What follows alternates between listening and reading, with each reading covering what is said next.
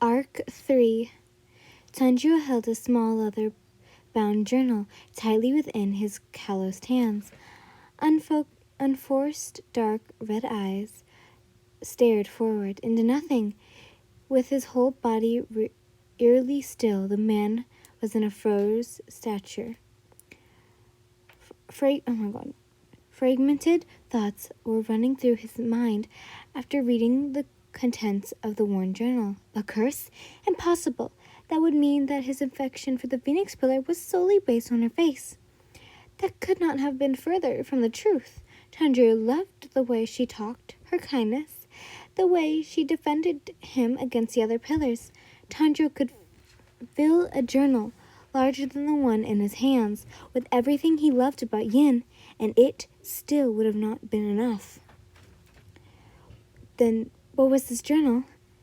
He would not deny the contents when his lover, handwritten, clearly confirmed the information in the journal. There was no way he could ignore it. Still, it was impossible. That intense feeling Tanjiro had for the Phoenix Pillar were superficial obsession.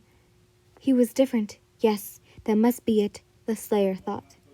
If he was not cursed, then it must mean he was impure. Unlike the others, Tanjiro believed that he was completely uninfatuated by the curse. The journal must have forgotten to include exceptions. He loved Yin for who she was. The others were just obsessed with her. I'm the only one who truly loves her. Speaking of the others, Tanjiro realized how much competition he truly had. How much Yin was in danger. Thinking of all the powerful slayers that must have been have their eyes on her, Tanjiro was uneasy. The need to protect her from all those that were obsessed with her grew. A sudden thought struck the demon slayer. The curse affects women too. Turning to his sister, he roughly grabbed her shoulders. With a grave tone and dark eyes, Tanjiro asked slowly, "Do you like Yin?" The muzzled demon was silent for a moment, trying to recognize the person Tanjiro was referencing to. After she realized, she nodded her head vigorously, eyes turned up in an enthusiastic smile. At this, Tanjiro's grip tightened. "But do you love her?"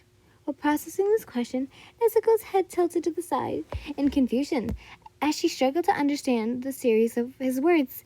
Sensing something was wrong with his mood, Nezuko reached over and patted his head softly. Tanjiro blinked his red eyes and let out a deep sigh of relief. He scanned over his sister's confused face before pulling her into a tight hug. As he hugged her, the demon slayer was relieved as he thought, "I don't know what I would do to her if she said yes." In the front of a young boy, the demon prognosticator was searching through another book of herbs, searching for a certain flower. As his bright red eyes flitted over the yellow pages, his mind was elsewhere, thinking of his wife. While he was reading the book, the Demon King was suddenly informed that Upper Moon 4 and Upper Moon 5 were eliminated during their attempt to destroy the Demon Slayer Swordsmith village. Muzan's chest filled with rage, his muscles tense and veins bulged at his incompetence. Both anxiety and fear that the number of his ranks were falling. The Demon King destroyed the entire bookshelf behind him, using only one hand. However, the frustration was quickly overwhelmed when the fantastic news of a demon finally conquering the sun. Muzan was ecstatic.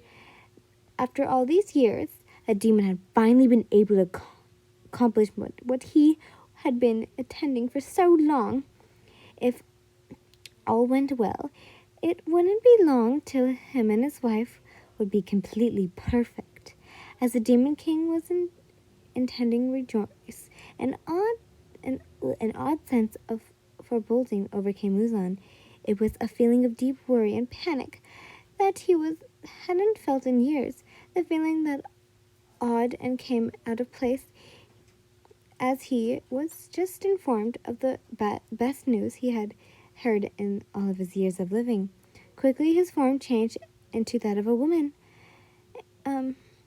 Communing Haki Ime, he transformed in the he transported into the Infinity Castle. Yin jumped, surprised by the Demon King's sudden appearance. She was unable to let out a sound before the Demon King hugged her tightly, although there was imitate oh my god, I can't read, sorry. Imitate intimidation reflect upon seeing her wife safe. The nagging feeling of anxiety remained deep within Muzan's heart. Pulling away from the confused Phoenix demon, Muzan summoned her most powerful subordinates. In only a moment, 3 figures were kneeling down before the woman in a dark kimono. Without explaining, the Demon King informed her subordinates with a stern and most disrespectful order. While I'm gone, I want all 3 of you to protect her. Never let her out of your sight. Got it? Kogashibo, Akaza, and Doma only nodded, not daring to look at the Demon King in her eyes and risk worsening her mood. Nakame then plunked the strings of her wooden biwa, and the Demon King's body disappeared before their eyes. Once Muzan left, the Demon King transformed once again. His weight increased, and his body was now dressed in a dark suit. Muzan stared at the moon lightly shining upon the surrounding trees with a heavy heart. In order to protect himself and the only person he ever come to care about, the Demon King finally decided to put an end to the Demon Slayer course, once and for all. 2 beings of the same bloodline were face to face. Under the dim-lit courtyard of the Uburashigi estate, one being was sickly, their skin like rotting flesh, though their appearance was disturbing akin to a demon. Their heart could not have been more human. The other being stood tall, with a smooth and youthful face. Even with their appearance as healthy as could be, they were unable to hide their darkening heart, which was long dead and unmoving. This connected to human, though, is something you probably can't understand, Muzan, because you and your kind will case to exist once you die, right? Uburashigi's weak voice echoed throughout the courtyard. Hearing this slight tone of pity in the dying man's words, Muzan's red eyes constricted in anger, and his facial expression stiffened.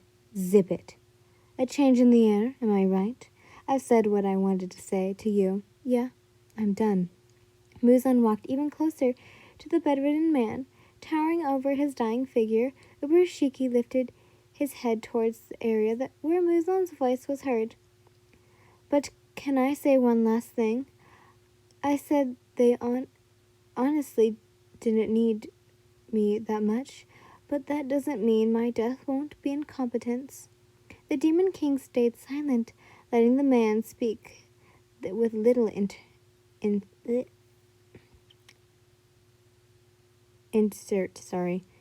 I'm fortunately yet undesirably loved by my demon slayers, my demon hunters, my pillars in particular. So, if I die, the morals of the demon hunters will be higher than ever. Oh my god, I can't read, I'm so sorry. Irritated by the man's boast about the insufferable demon slayers, Muzan lifted his arm with veins protruding from his clad hands. Are you done talking? Ibarashiki sighed, holding his wife close. Yes, though I didn't expect you to actually listen to me. With a bubble-like smile, the leader of the Demon Slayer course uttered his final words. Thank you, Muzan. So I'm expecting this chapter to actually be part of season 3/season 4. Yes, we have come to the end, technically. I think last chapter was the last. No, this has part of, I think, season 4 of it. I think this is the start of season 4 if we ever have a season 4. But yeah, so this was a manga spoiler because, well, technically everything's been manga spoilers up to season, and when season 3 is over, it won't be manga spoilers anymore. So yeah, hopefully you guys enjoyed. Sorry for my rambles. Love you guys so much, and I hope you enjoyed. Bye, lovelies.